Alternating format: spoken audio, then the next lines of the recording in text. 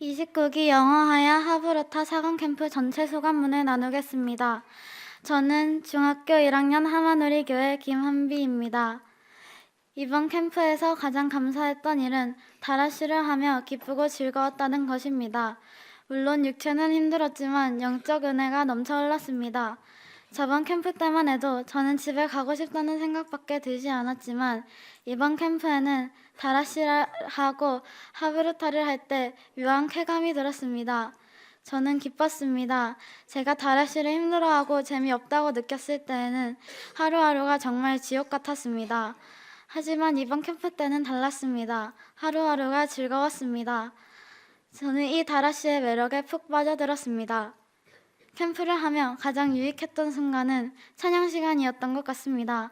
가사 하나하나가 마음에 박히는 것 같았습니다. 자리에서 일어나 강대상 앞에서 찬양할 때 저는 가슴에서 뜨거운 것이 올라오는 것을 느꼈습니다. 친구들과 함께 기뻐 뛰며 목청 높여 찬양할 때 저는 이루 말할 수 없는 기분이 들었습니다. 처음 3일 동안은 조금 부담스럽기도 하고 찬양하는 게 조금 부끄러웠습니다. 하지만 시간이 점점 지나자 저는 물 만난 물고기처럼 찬양 시간을 기대하고 바라게 되었습니다. 하나님께서 이루어 주신 기적입니다.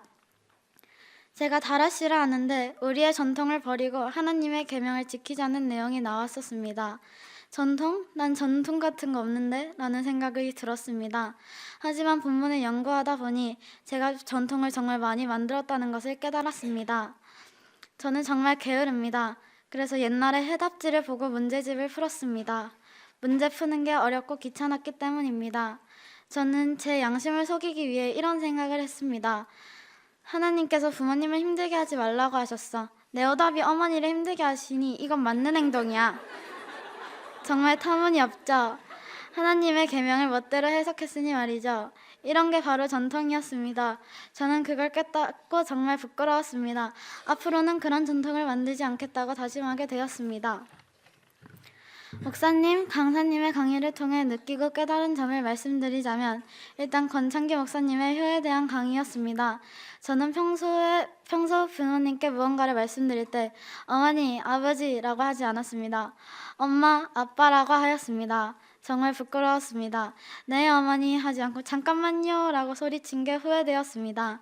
다시는 그런 부끄러운 일을 하지 않겠다고 다짐했습니다. 또 권장희 소장님의 뇌에 대한 강의도 마음에 와닿았습니다. 저는 책을 정말 좋아했습니다. 적어도 4학년까지는요. 아이패드에 눈을 뜨자 저는 어머니께 영어 영상 기간을 채우면 바로 한글 영상 너튜브를 보여달라고 졸랐습니다. 지금 생각하니 정말 한심하네요.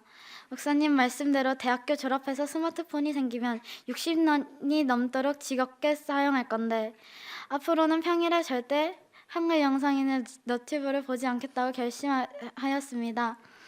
토요일과 일요일 주말만 보도록 하겠습니다. 다음 방학부터도 평일처럼 보겠습니다. 이번 한야 캠프 소감문에는 벌써 다짐과 결심을 많이 적은 것 같습니다. 가장 큰 결심은 아무래도 방금 말씀드린 한글 영상과 너튜브 결심인 것 같습니다.